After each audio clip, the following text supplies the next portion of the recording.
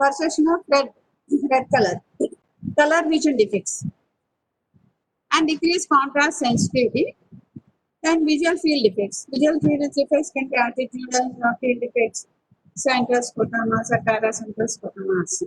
These are the symptoms. This is a contrast, decreased contrast sensitivity, especially for the red. Decrease. It is a characteristic feature for the optic neuritis. Here, this image is blurred. And color vision defects. Color source red. Defect on the color vision. Decrease dyschromatopsia. Red color defective. Characteristic feature of the optic neuritis. It is usually unilateral, may be and bilateral, and it is accompanied by the deep orbital pain and retrobulbar pain and neuralgia and headaches. Vision impairment is accompanied by the additional other visual functions. Loss of color vision typically red, and the reduced perception of the light is a characteristic feature for the optic neuritis. Then, film-fish phenomena, altered perception of moving objects, is a classic feature for the optic neuritis.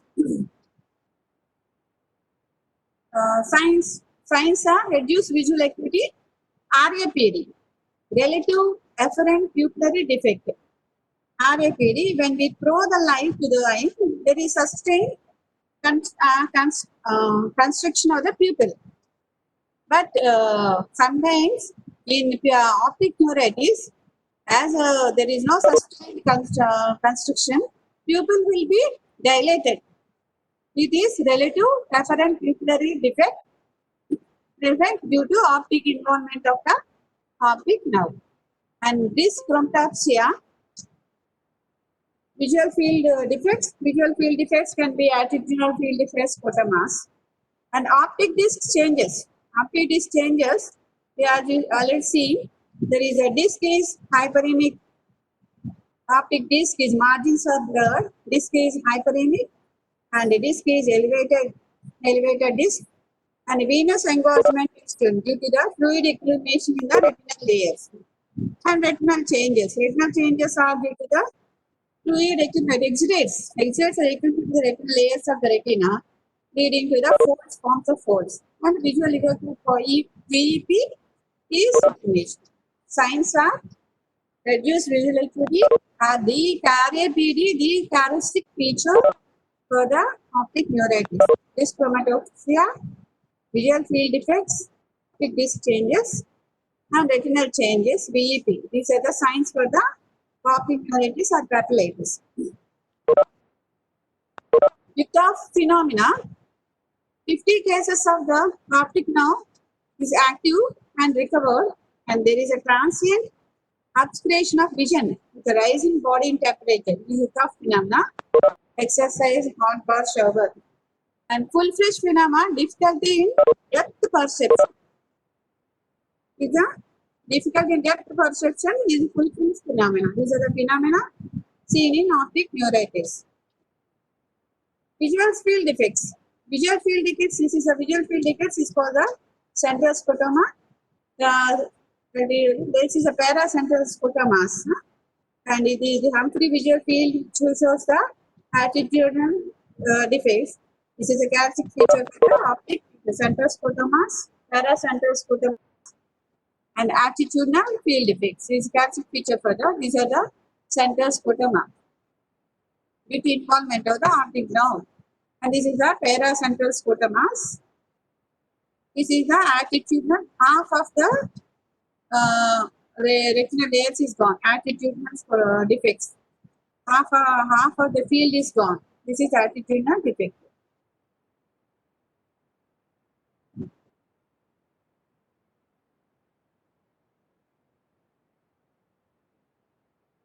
Papillitis. Involvement of the optic nerve in front of the lamina cribrosa, where you can be signs of visual. You can visualize the signs.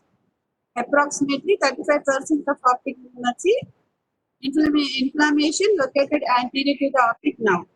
So you can see the signs of the signs of the papillitis to the fundus. In papillitis, the disc is hyperemic,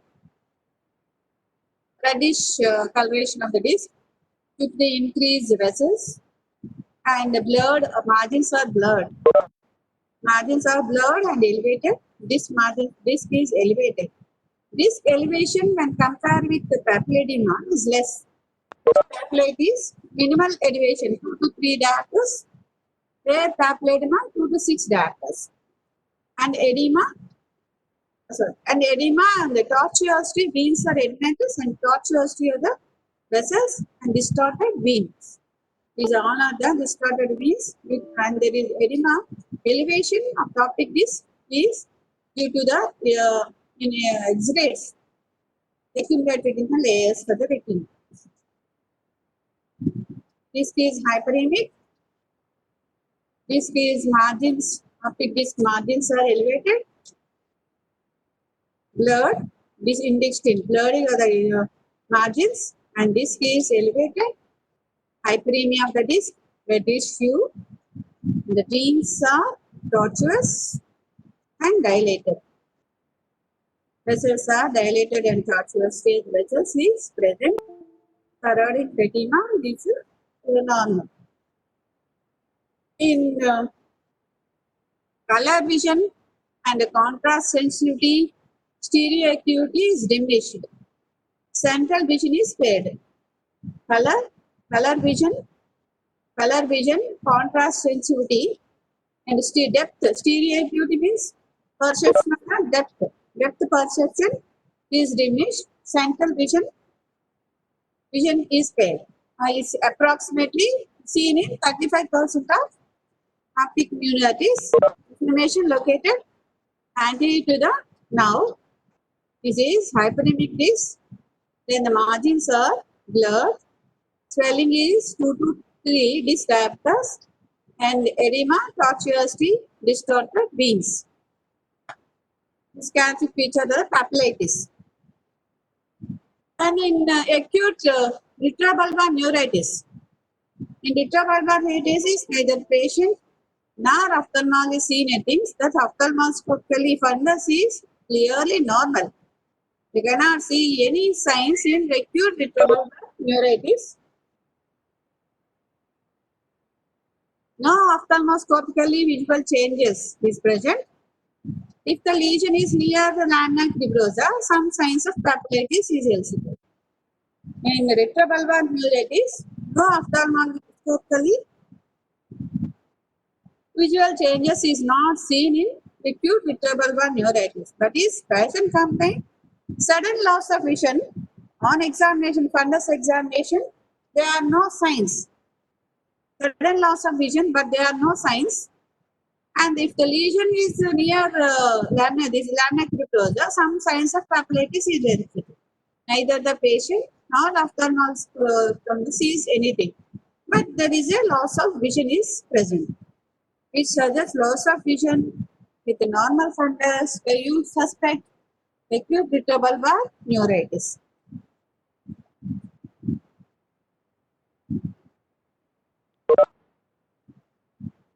Clinical features are similar to acute papillitis, except for more marked pain during ocular movements, and fundus appears more normal. Marked pain during ocular movements, and fundus appears normal, and sudden loss of vision. The patient cells sudden loss of vision or diminished vision. We suspect acute retrobulbar neuritis. Presence of RBN always arouse suspicion of presence of multiple sclerosis. Retrobulbar neuritis, you always suspect multiple sclerosis, demyelinating disease, which involve the white matter of the brain. So in this case, the patient complains sudden loss of vision, marked pain, and there is a pain during ocular movements, and fundus appears normal. You always recommended him MRI brain is recommended in every case of when you suspect retrobulbar neuritis. So MRI is must. And you have to refer to the new, new neurosurgery, neuromedicine. So more market pain during ocular movements and fundus when the fundus appears normal. The presence of retrobulbar neuritis, always suspicious of presence of multiple sclerosis. So when you suspect retrobulbar neuritis, you should done the investigation of MRI is done for exclude any multiple sclerosis, demyelinating diseases. Neuroretinitis. It is characterized by the optic disc edema and macular scar. This is a macular scar due to the involvement of the surrounding retina. Leads to the neuroretinitis. Involvement of the optic disc along. This is involvement of the disc. Here the optic disc is blurred, margins are blurred, elevated, hyperemic disc, and edematous is present, elevated, and venous tortuosity is present, along with the papillitis. If it is changes is present at the macular area and my presence of macular sun, we see the folds of the macular folds, which leads to suspect neuroretinitis due to the X-rays accumulated in the macular area, and it is represents the arrangement of the nerve fiber layers in the macula. This is seen in third to fourth decade. There is sudden loss of vision. It is not associated with pain. And visual acuity, it can be loss of vision or 6'9", 6'6" or 6'9", or it can be normal. Relative RAPD, relative apparent pupillary defect is present. Sustained loss of sustained pupillary constriction. The RAPD is present due to involvement of the optic nerve. And edema precedes the macular scar. And this is neuroretinitis characterized by the optic disc edema and macular scar. The age of third to fourth decade, so there is a sudden decrease in vision associated with pain, and the fundoscopic picture suggests edema of the disc and edema of the macular scar, presence of macular scar. Always suspect neuroretinitis. RAPD, relative afferent pupillary defect, the characteristic feature for the involvement of the optic nerve, and it leads to neuroretinitis. And edema, this is the macular scar. This is the typical case of neuroretinitis.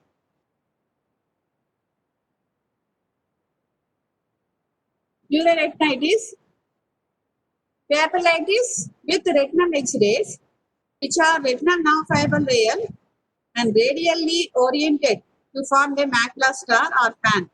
The arrangement of the topographic arrangement of the retinal fiber layers is radially arranged. So it is a fan-shaped, star-shaped is present as macular star or macular fan. And etiology, idiopathic cause is not known in 50% of cases following the viral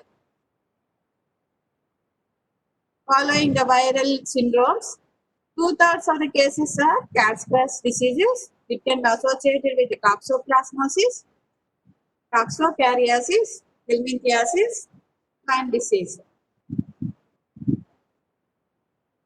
Papillitis with retinal X-rays, which are in retinal nerve fiber layers and radially oriented to form a radial macular scar associated with papillitis with involvement of the macula as a macular scar is neuroretinitis. Here see the disc.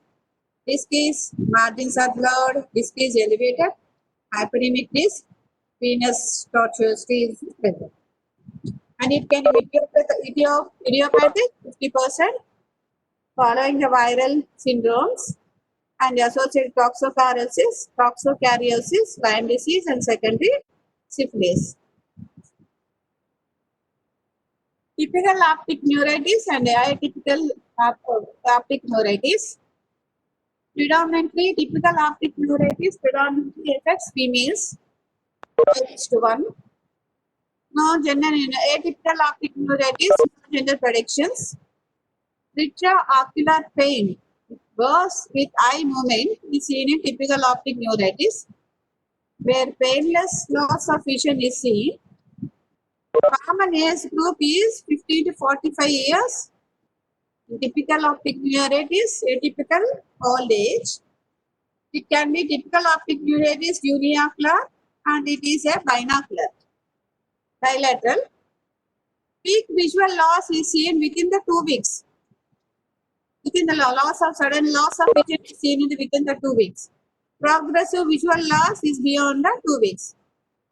Visual loss may be subtle to complete scar improving thereafter. Painful, patient files to improve with the treatment, disc hemorrhages and important scars can occur. It is atypical optic neuritis.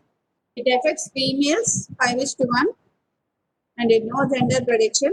Retroocular pain made worse with eye movements is the characteristics feature for the typical optic neuritis. Retroocular pain made worse with eye movement. Painless, atypical is painless visual loss. Then it is uniocular, bilateral.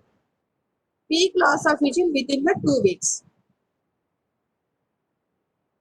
Investigations based on the ONTT, this is a typical optic neuritis.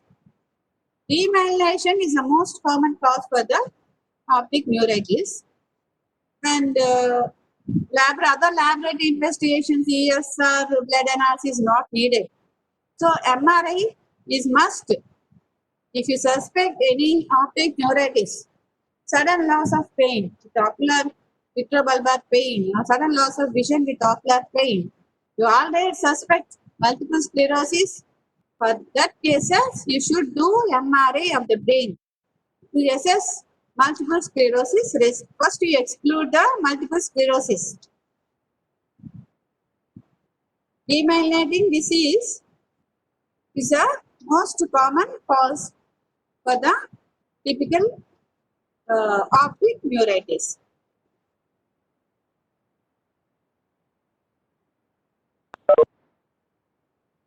Role of CSF analysis.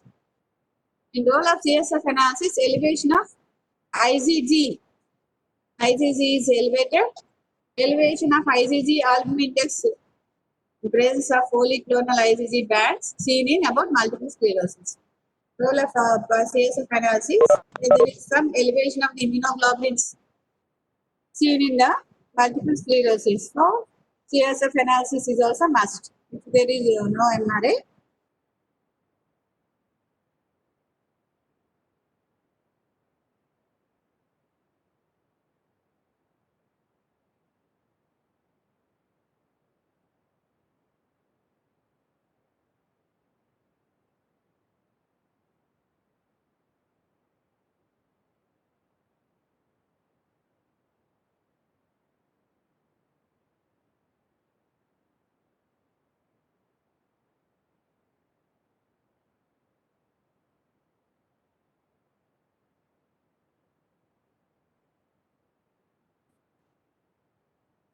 the MRI, the importance of MRI is to determine whether the cause is compressive or inflammatory or infectious.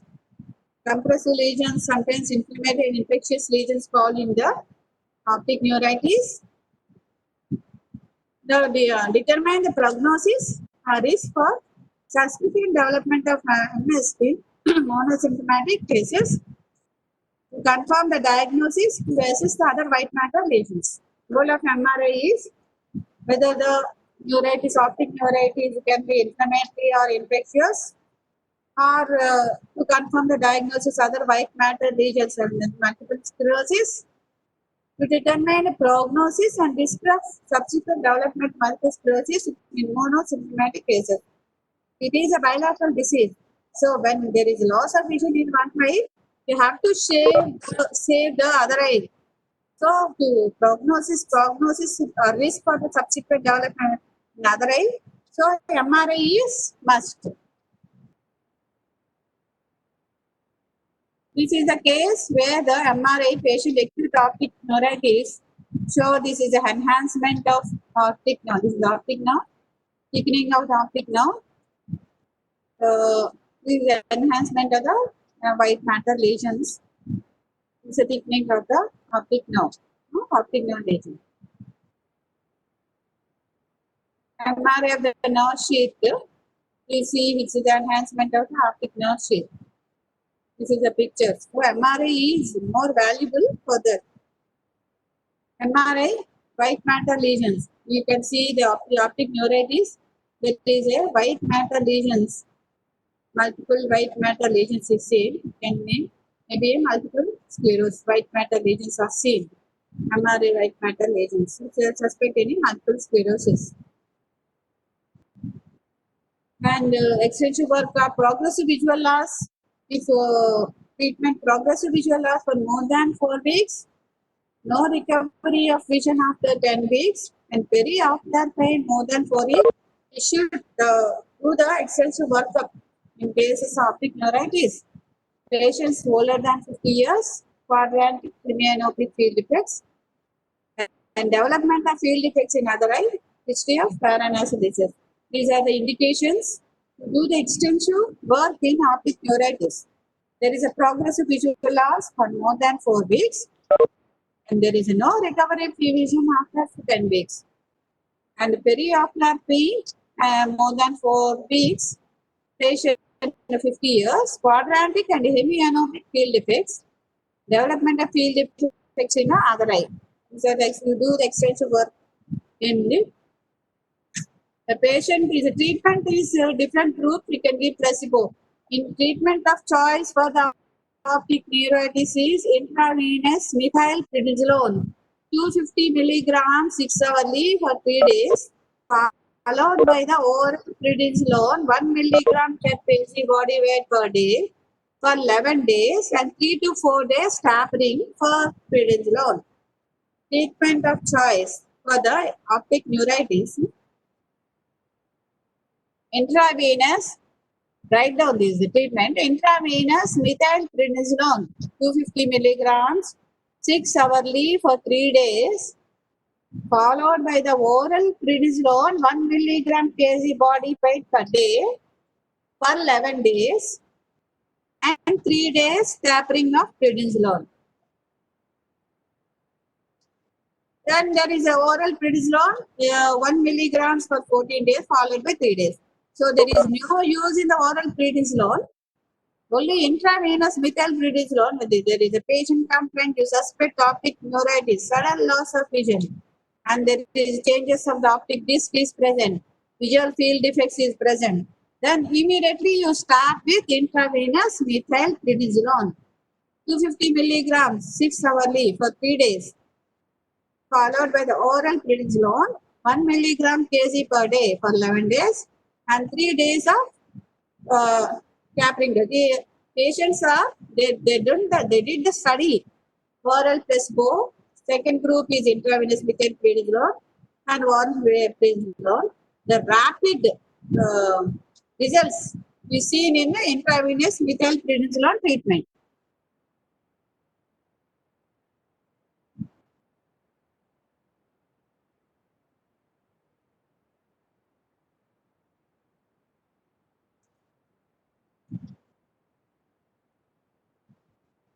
The intravenous steroid groups recovered vision faster compared to those treated with oral administration or placebo, but the difference in the rate of recovery subsided within 1 month. So, if you want a faster recovery, you should start at intravenous steroids group, and recovery is faster where compared with the oral and placebo or oral prednisolone to the placebo therapy.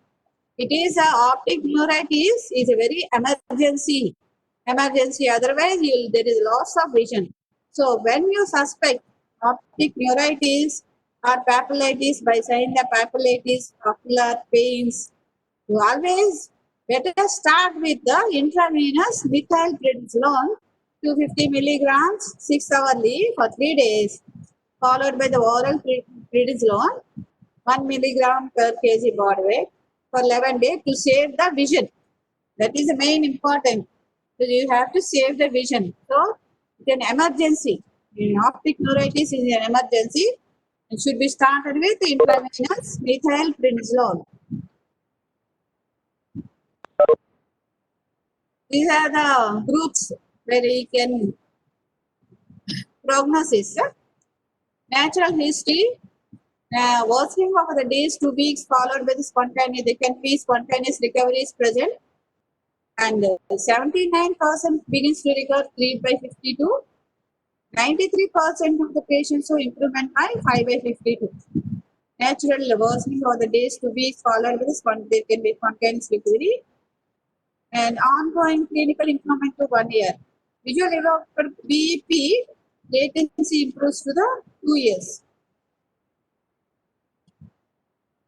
Intravenous immunoglobulins treatment tried recently has been found to reduce rate of conversion of MS and decrease accumulation of several MRI abnormalities for 1 year period after CAS, clinically isolated. So, for when you suspect the multiple sclerosis, treat the cause. We have to treat the cause. We are giving the treatment for the to save the vision. We tell it is not the treatment for the MS. So, to immediately it is an emergency. To save the vision, we are giving the intravenous methylprednisolone. We should elicit the causes of the optic neuritis. One of the commonest causes is MS. To treat the multiple sclerosis. Otherwise, recovery is common in MS. And prognosis, severity of the initial visual loss is related to the final visual outcome. Most recover well, 74% is 20/20, 92% is more than 20/40. Recovery is good. Once you start the treatment with the intravenous methylprednisolone, recovery is good. So it is an emergency. Optic neuritis is an emergency. Treatment is intravenous methylprednisolone. Visual sequelae. After prolonged disease, there is some sequelae, visual sequelae is seen. Optic nerve head becomes a pallor because it going on to the stage of optic atrophy. As advanced, there is optic nerve, there is no regeneration. Once the optic nerve is damaged, it is not regenerated. So it goes into the optic atrophy. So post-neuritic optic atrophy is present. Changes are present. In this, optic nerve had to become pallor, and pallor will develop, and visual field defects may persist. Central scotomas, paracentral scotomas, defects may be present. With of phenomena, movement of foreign body sensations, full frisk phenomena. These are the visual sequelae for the optic neuritis. Optic nerve head is pallor of the optic nerve head is present. It is going on to the atrophic changes. And management protocol for patient optic neuritis, attack of optic neuritis, baseline of MRI. You should do the MRI to differentiate whether it is a demyelinating or non-demyelinating lesions. When there is no demyelinating lesions, recurrent attack of optic neuritis, appearance of demyelination lesion of MRI, appearance of neurological symptoms, it can be demyelinating, refer to the neurologist and discuss for the interference. Mainly on the optic neuritis, mainly on the demyelinating diseases, multiple sclerosis. You should always, when the optic neuritis is present, you should always suspect multiple sclerosis. So, immediately do the MRI, and you see any demyelinating lesions are present on the MRI, refer to the neurologist for treatment of MS, multiple sclerosis. Management of optic neuritis and MS. First do MRI, consider immunomodulator therapy in interferon. Patient should be referred to the neurologist. Differential diagnosis. It can be papilledema. Papilledema is a bilateral. Bilateral, it is a passive edema of the disc due to the rise in intracranial tension. It is already classed over. Ischemic optic neuropathy, Leber's optic neuropathy. Other causes are posterior uveitis, disc, bruising, CSR, glaucoma, postscleritis. Differential diagnoses are papilledema, AIOA, toxic nutrition defects, amblyopia, Leber's optic atrophy, other posterior uveitis, disc, bruising, glaucoma, and postsclerosis. These are differential diagnoses. This is a papilledema. The elevated disc is elevated, rise more to 2 to 6. Margins are blurred, hyperemic, venous engorgement outside the vessels. This is a drusen. Optic uvea. Drusen is present. This is optic nerve. This is where the drusen is present.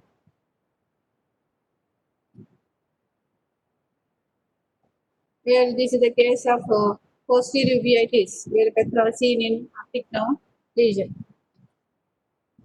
Distinguished papilledema to the papillitis.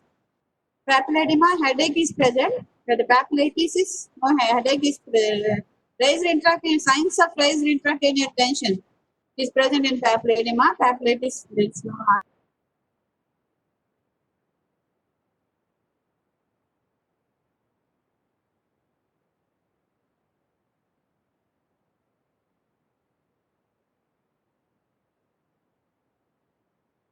But the main differential difference is vision is normal in papilledema, early stage. RAPD is not present. RAPD is present. Disc edema, more than 3 disc diameters, less than 3 disc diameters. Hemorrhages and exudates are present, relatively less in papillitis. Field defects are enlarged blind spot is seen in the papilledema. Central scotomas, central scotomas are present. MRI is S-square may seen. Space occupying lesions may be seen. Demyelinating disease is present in papillitis. Okay, thank you. Got any doubts?